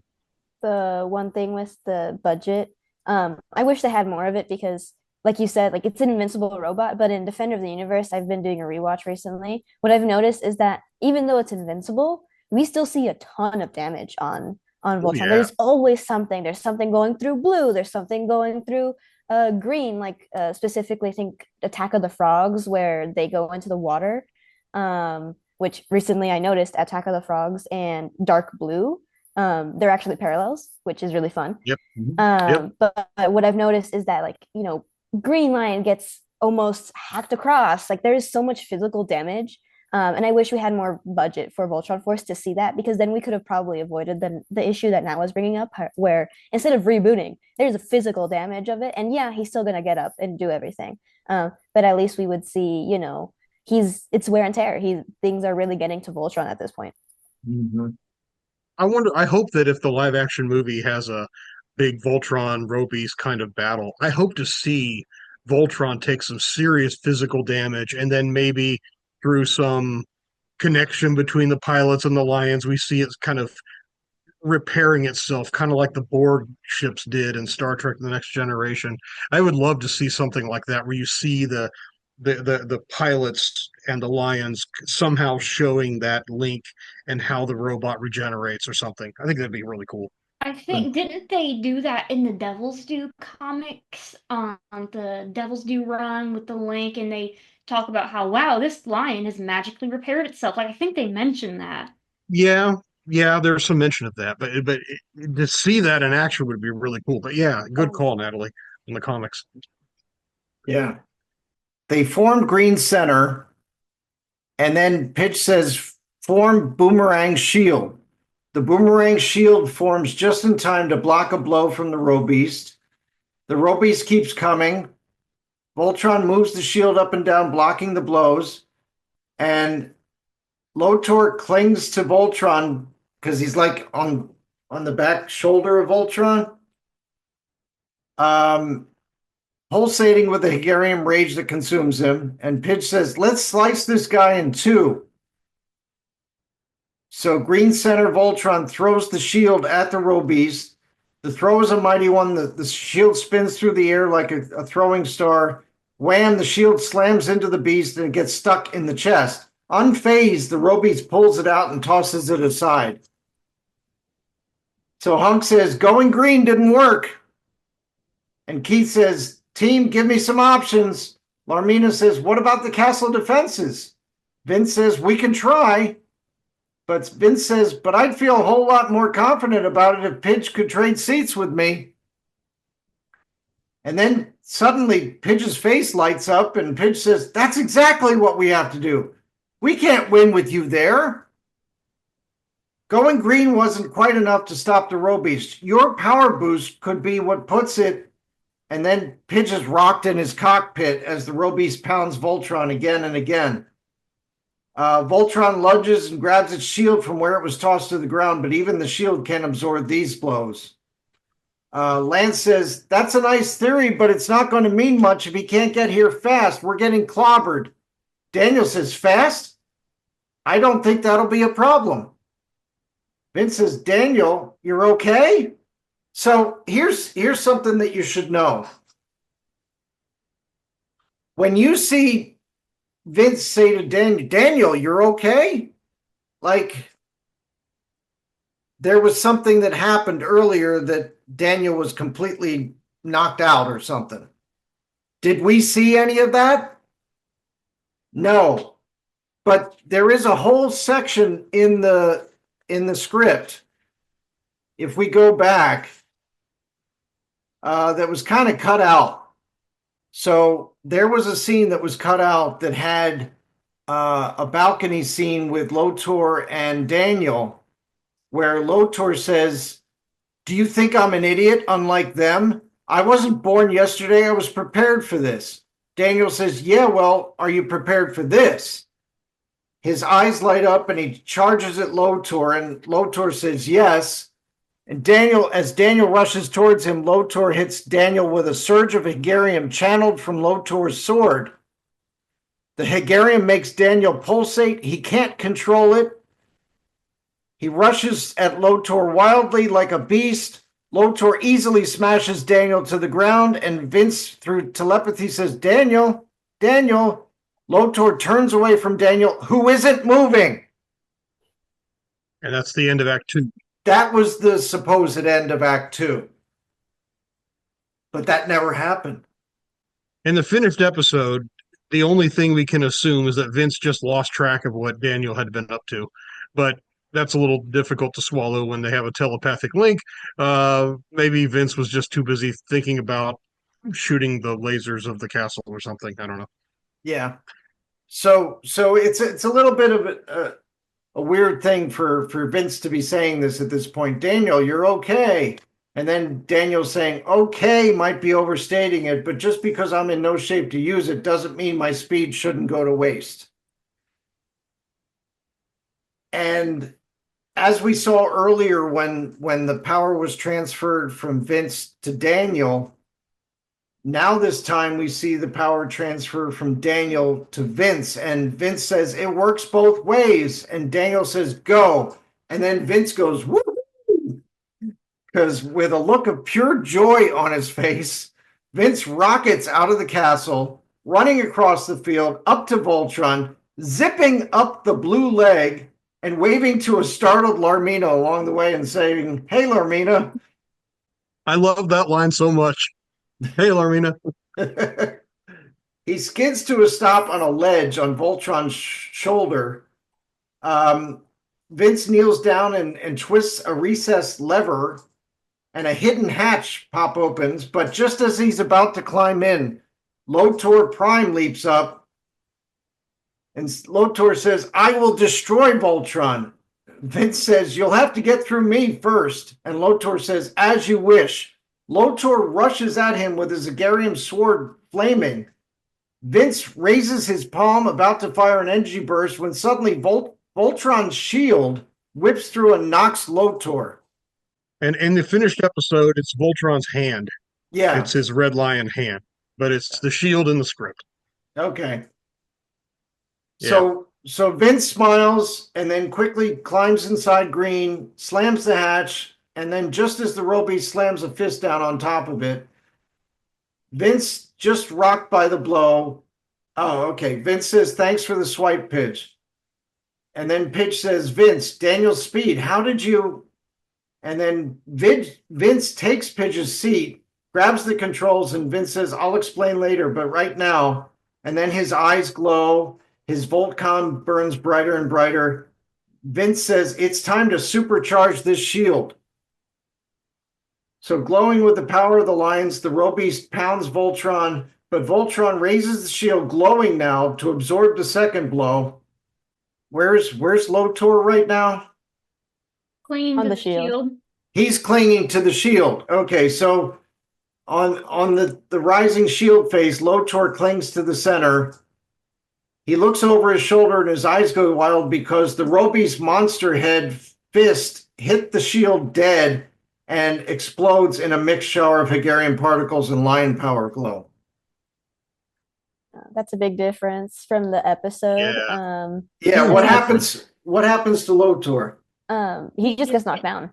Wadded off like a fly. And he just hits the ground and he lays there like, well, Yeah, it's also interesting to see how the change from the script to the episode affects continuity here, because in the script, Voltron's shield knocked Lotor off, and presumably Lotor hung onto the shield. But in the finished episode, Voltron's red lion hand swatted Voltron off, or Lotor off, so Lotor must have landed on the shield or climbed up Voltron to grab the shield for some reason. Yeah. too many questions. We're not supposed to think about it. That's Yeah. true. Another thing I wanted to point out is that it mentions a hatch, that Vince is like opening a hatch. That doesn't happen in the final cut. It's a door. It's legitimately just a sliding door that Vince walks up to, and he's about to walk in before Lotor's like, gotta get to me first, and then he gets wadded off. Okay. Yeah, it looks like a Star Trek door almost. It's kind of really obvious. So Voltron raises up the shield and slams it down, tearing into the Predator row beast. Pieces of metal fly off the row beast as they're broken off by the shield, and Pidge says, "It worked." One of them lands on the ground with a whoomp next to the horribly battered Lotor. He looks up at the two behemoths fighting and rages. With a blur-quick, incredible shield throw, Green Voltron slices into Predator row beast, shearing off one of its arms. Okay? Lotor tries to stand, but is too injured. He falls again, and then he says, "Mayhawks," and then Lotor looks to his command ship, still parked next to the stage, begins to crawl towards it, and then as the two giants go at it, even with only that one arm, the Predator row beast is fast and vicious.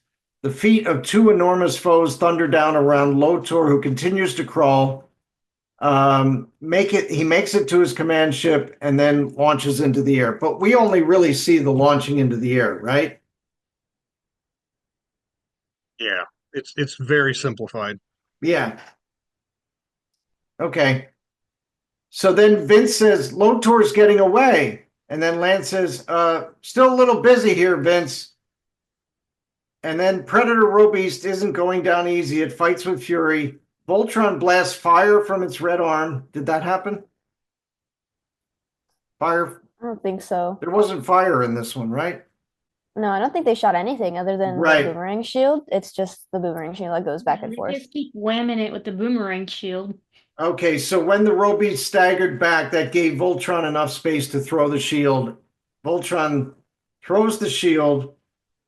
It slices through the Robeast, then boomerangs back into Voltron's hand. Voltron throws it again and again. Hegarian particles flying everywhere. Keith saying, finish him off, Vince. And then Hunk saying, you're doing it, man. Voltron shreds the Robeast to pieces with the shield until finally all the Hegarian particles circle together and kaplow, the beast explodes in a shower of Hegarian. Yay. There's a lot more of a buildup I've noticed in the scripts.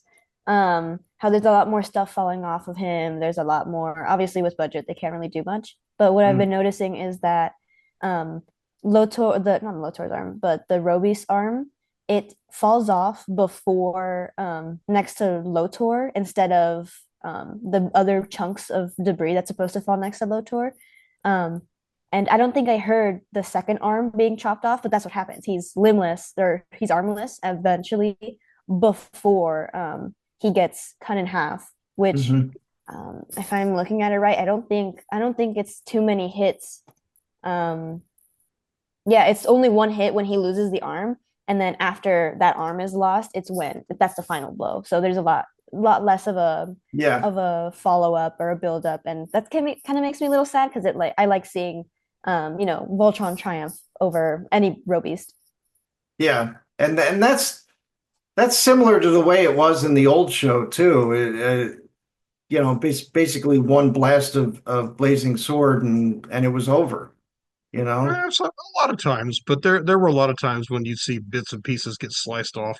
In Vehicle Voltron in particular, the sword seemed to be a lot more effective, and the spinning laser blades.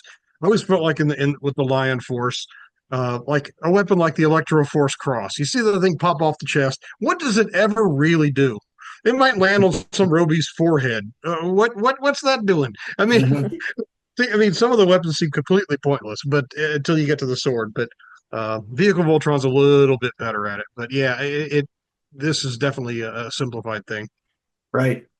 So Keith says, Vince, you did it. It's over. Lance says, well, not quite. He sees something on the radar. Voltron looks up and sees Karan's ship coming down through the clouds. Hunk says, Allura. And then Larmina in her cockpit sees the destruction all around them. And Larmina says, but everything's ruined. So Vince says, not for long, allow us. And then Keith says, let's clean it up, gang. So Voltron actually helps clean things up. There's some of the Green Lion uses the wind to clean things up, just like what is it? The blower that blows leaves away.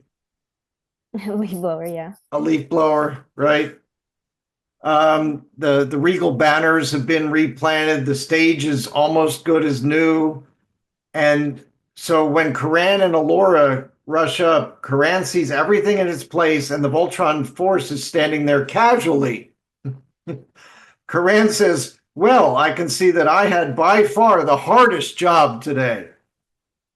And Allura said, this had better not be for me. And they all start to fidget around, and Lance says, oh, of course not. It's for, and then Pitch says, it's for, and then you see in front of the stage, we're closing in on Pidge and Vince's palms and forearms. And then both Voltcoms glow. And as their fingers interlock, we widen to see Pidge in green Voltcom armor and Vince in his cadet armor. Pidge says, welcome to the Voltron Force.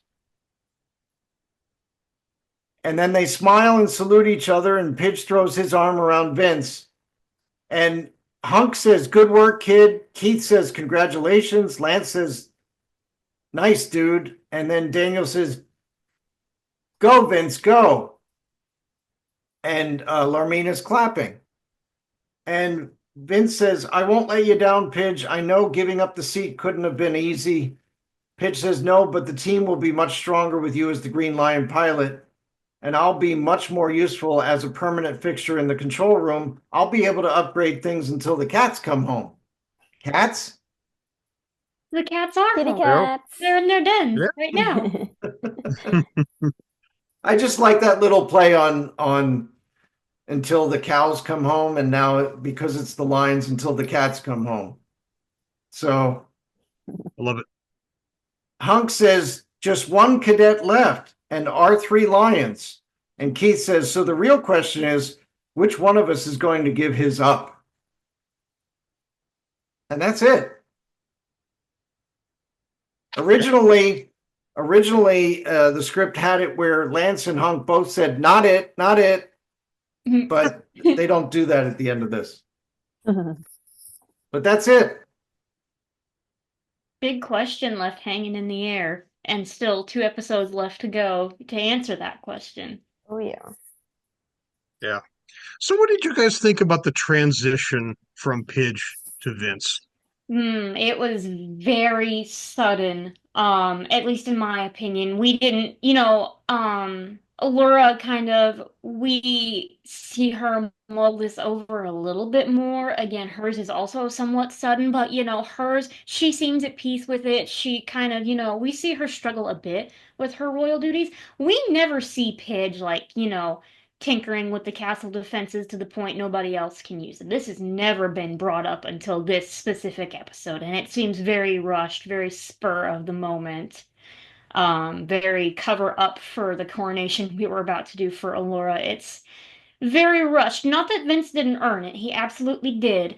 It's just the writers were working with a lot of, constraints. I don't know if they knew by this point that the show had been canned or not, but it was they were doing the best with what little time they had left, and they wanted us to see the cadets rise up, which they deserved it, but it still felt very rushed, in my opinion. I definitely agree with that. I know Nat and I have specifically talked this over so much. Um, it's so it really is out of left field for me because she's right. And like Vince and Larmina, and then eventually Daniel, he does earn it in his own way. But they all earn their spot on the team. What bothers me is how rushed it was. I can accept Vince being Green Line. I can accept Vince, Pidge's reasoning is solid. Vince is necessary on the team, especially with his powers, and he shouldn't have been kept off in the first place. Like they were doing as much as they could with him as a cadet, but now with Larmina as a Lion pilot, there really wasn't anything holding him back. Just what bothers me is that instead of, like she mentioned, like how Allura has a few episodes where she's struggling, and especially in that last episode where she's struggling to keep up with her duties and trying to be a Lion pilot. And I know, in the past 5 years, she wasn't a Lion pilot. She was a queen. She was a princess. So she took on more duties, and she's probably, keeping up those duties, and it's finally getting to her. She had that buildup. She had that. I think, she thought about it so hard, and she's like, you know what, this is what's right for me, what's right for the planet, and eventually what's right for Larmina. I personally would like her to see her in a different line. I'm kind of biased towards maybe yellow or green. But for Vince specifically, he should have gotten more consideration instead of just that, oh, you know what? We finally defeated this one Predator Robies because we couldn't before without him and without Green. So he gets to deserve Green. And that's more of a disservice to Vince than it is to Pidge, because Pidge makes all these choices logically, even though he might not think it through. But we're seeing these cadets, we're loving these cadets, and this happens. I don't know. I feel like the writers, if they had time, could have done a little more. See, I always thought that if the new pilots were going to get to, I don't know, become the pilots of those Lions, and going from a cadet to a pilot was more of a ceremony type thing. I don't know how Voltron Force would have done these ceremonies, but it seems like to me they deserve that kind of thing after going through everything they went through for as many episodes as this was. We don't know the actual time frame from the very first episode to as when they became cadets until this time, but to us it feels like it's been a very, very long time. And just yeah, just like you guys were saying, I really feel like they deserved more time to dedicate to actually this ceremony of them becoming the pilots. And with it being rushed like this, I don't know. I think it could have been done better. But it also shows what's happening at this time. You know, they just fought a whole army of Lotors, and they've got to be tired. And I know when I'm tired, I don't feel like doing a whole big ceremony. So can we just do this like real quick and informal? Is that okay? You know? And that's what I think was and plus the fact that they didn't want to give the idea that they were actually planning a coronation for Alora. So I know that Vince was one of those people that knew, no, this was supposed to be for Alora, but they're giving it to me instead. That's got to make him feel kind of weird. Yeah. It There's another angle to this is that um, the show doesn't always do this effectively, but in a lot of ways, Daniel is the viewpoint character for the series. It's both an ensemble show and it's a Daniel only show. And I think that balance is something that the writers struggled with during the season. But this is meant not so much to put Vince in the Green Lion's seat as much as it is to raise the personal stakes for Daniel, because he's now seen both of his companions, his buddies, his friends, his fellow cadets become pilots, and he's going to get more and more desperate and rash as things unfold in the future. So I feel like they sort of shortchanged Vince's transition into the pilot seat for the benefit of making Daniel more desperate.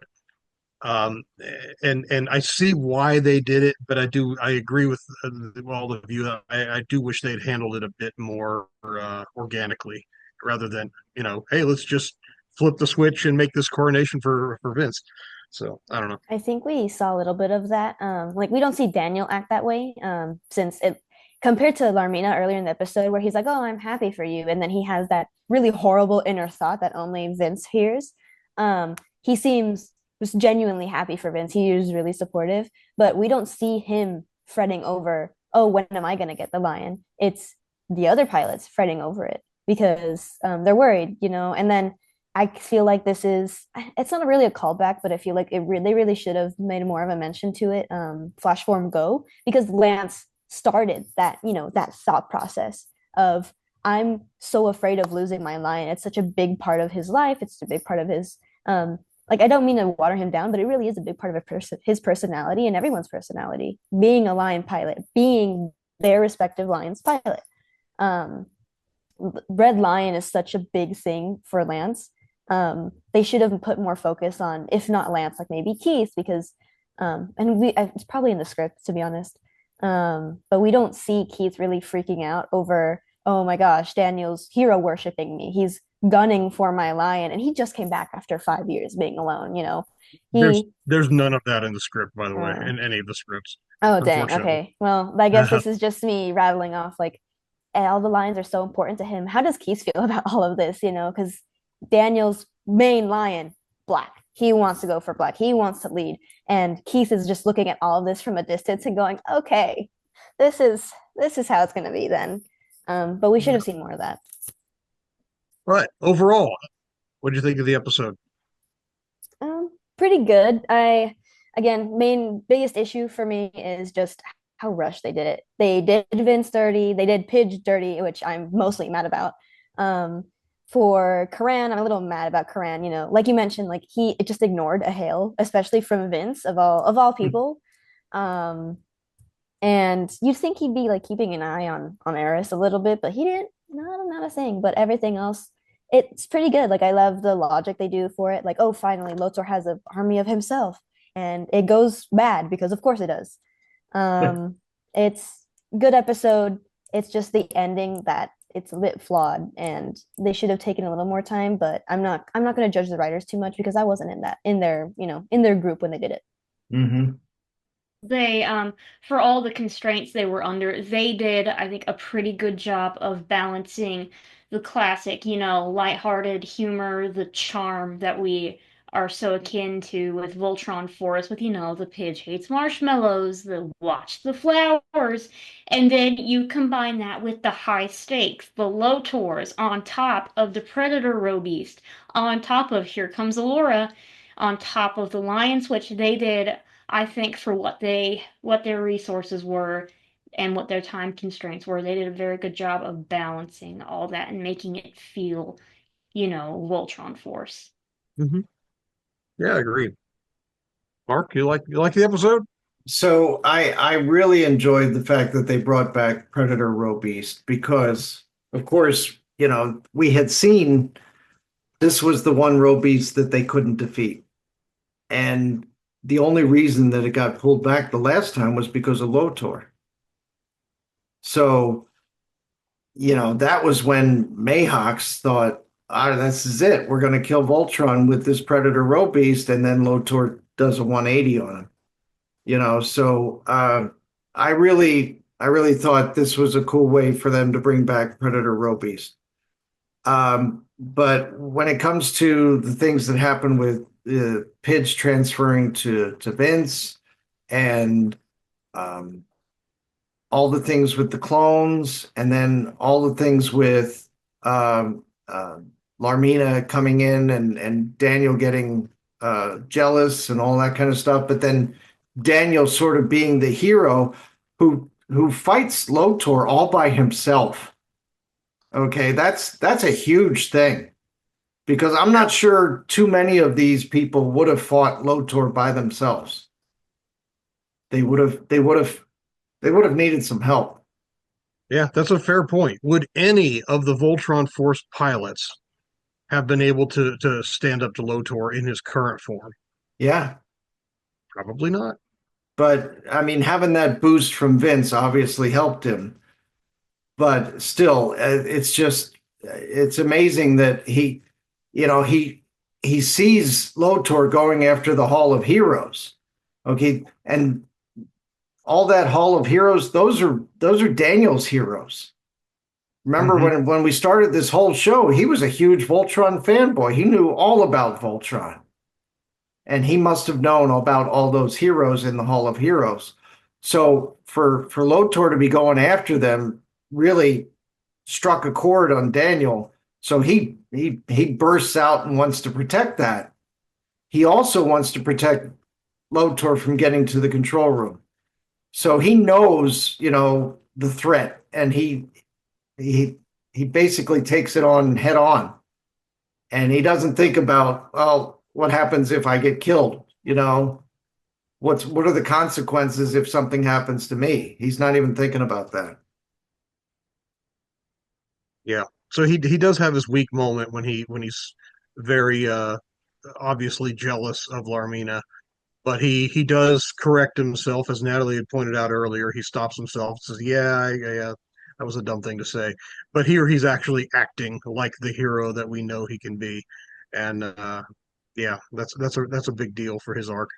And he didn't have nearly the amount of jealousy when Vince got to be a pilot. He was just like, go, Vince, go. Yeah. No jealousy Yeah, there. that's true. Very true. Yeah. Yeah, and I think, and referencing again, like the last episode, I told you guys that Daniel was my favorite. That's why he's my favorite. He can be as jealous as he wants. He can be as vain as he wants.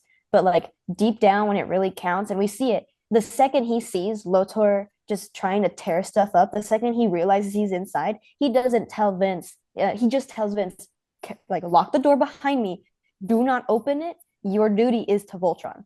And he goes out there and he puts himself on the line. And you mentioned like how many would be able to stand up to Lotor. Obviously, the pilots, at least at one point, even the Defender of the Universe, each one of them, I believe, stood up to Lotor by themselves. But you're so right. Now, how he is Hegarium enhanced, would they be able to really put up a fight?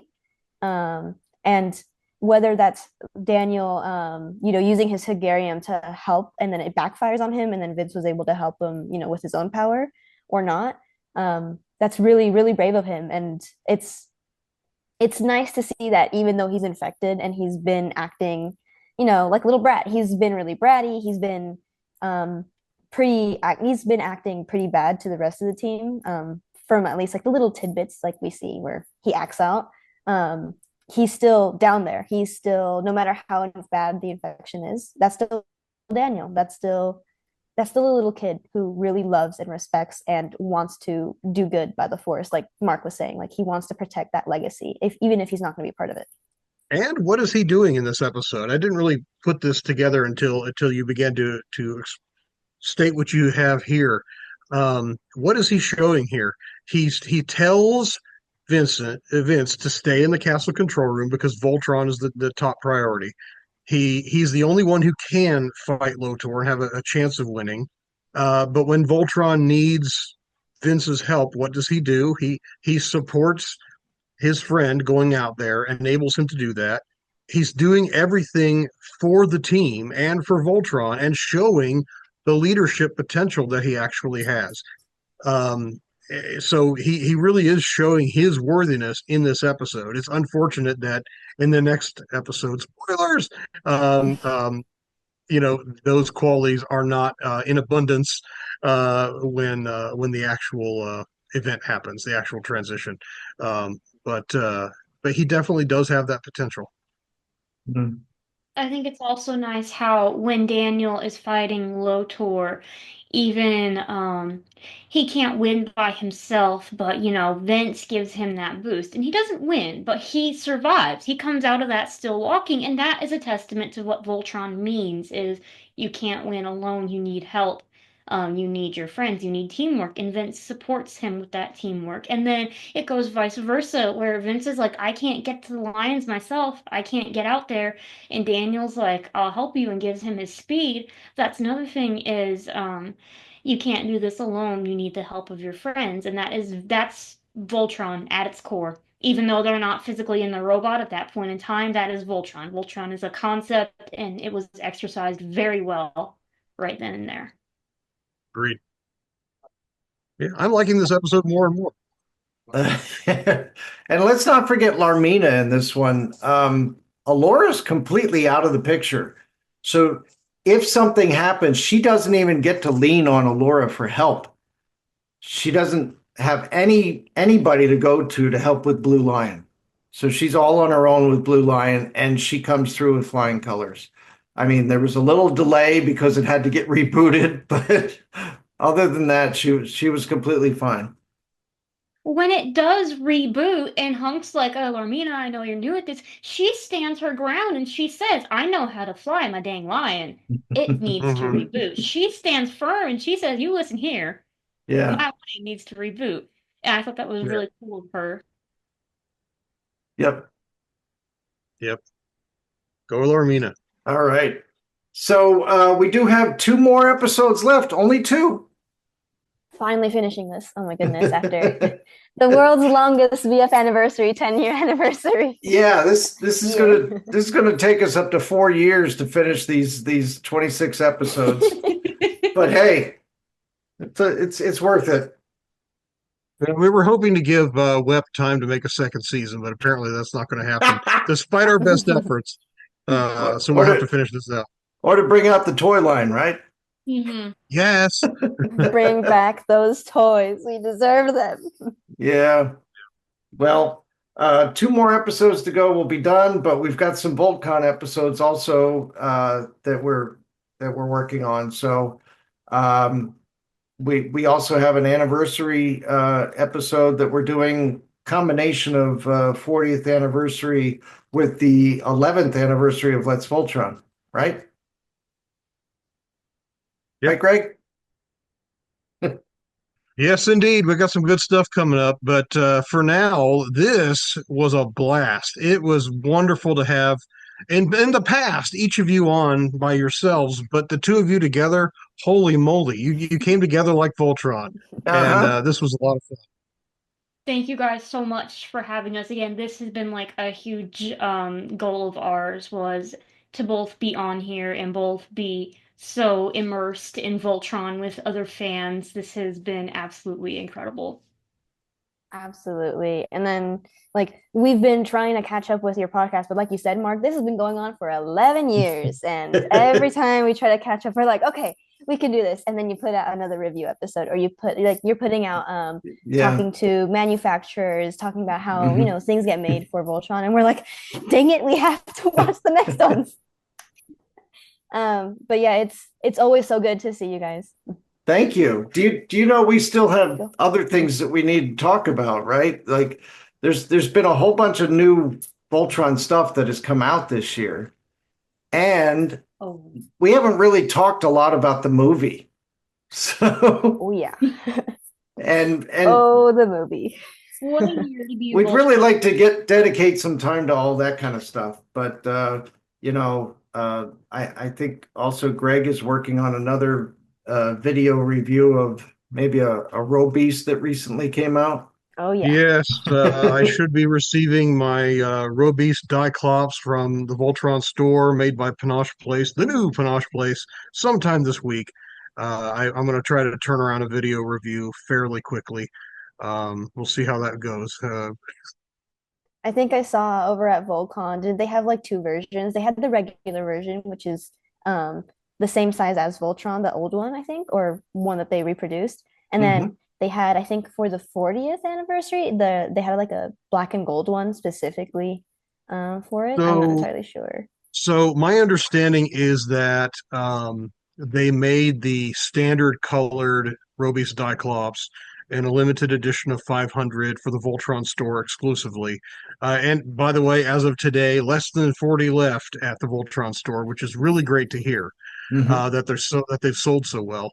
But the black themed version is seemingly an even more limited release, and I don't recall all the details about it, but um, that is a thing that's happening too. I don't know, like I said, exactly what the plans are. I think that's for the Panache Place people to announce whenever that happens. Right. Yeah, we'll see how that goes. And they were calling that dark Diclops. Yeah. I was really hoping that, and I'm serious about this, is yeah, as silly as this is going to sound, I was really hoping they were going to make a Denver Diclops because I'm serious because Denver the Last Dinosaur, like Diclops, has that plate mohawk thing on its head. I would love to have seen Diclops in Denver colors, but eh, What a Man, crossover. if I had the money to spare, we could get one and just repaint it just for fun. But that, Yeah, Yeah. that's what I was gonna offer too. Like, just get a second one and start doing those painting skills. it's not a bad idea. With as well as they did with this Diclops, to get it for only $60 was incredible. Oh my Lord, yeah. That's a steal for a vinyl figure of that size and complexity. Yeah, I mean, just so knowing how well they did with that one, just look forward to anything future coming out of Panache Place, probably not being as inexpensive as that. Sorry, I'm kind of coping that they Fingers bring crossed. Voltron Force onto it because I'm like, we've seen, the props, and Voltron Force, the lion specifically, they are made to be toys. They are designed to be toys. Please give me those. Please, Panache, please. Okay. Let's hope. All right. Well, we're going to wrap it up here. We really want to thank Natalie and Angie for joining us, for this episode review of Army of One for Voltron Force. So thank you. Thank thank you. you guys. Of course. And then, like I said earlier, we love seeing you guys. It was such a blast to meet you guys in person. I know Natalie has seen you guys before, but it was so heartwarming to me where I saw Greg. The first person I saw was Greg, aside from Natalie, and he was right next to her. And when she pointed him out, or me out to him, his eyes lit up and I'm like, oh, we're friends. Oh. But it felt really nice that you guys were genuinely excited to see me. And thank you so much for inviting us over again. Yeah, You're always welcome. it's always great to catch up in person with the actual people that have been on the podcast. So yeah, we love it. And we love Volcon. That's right. All right. So we'll see you all next time on Let's Voltron. Voltron.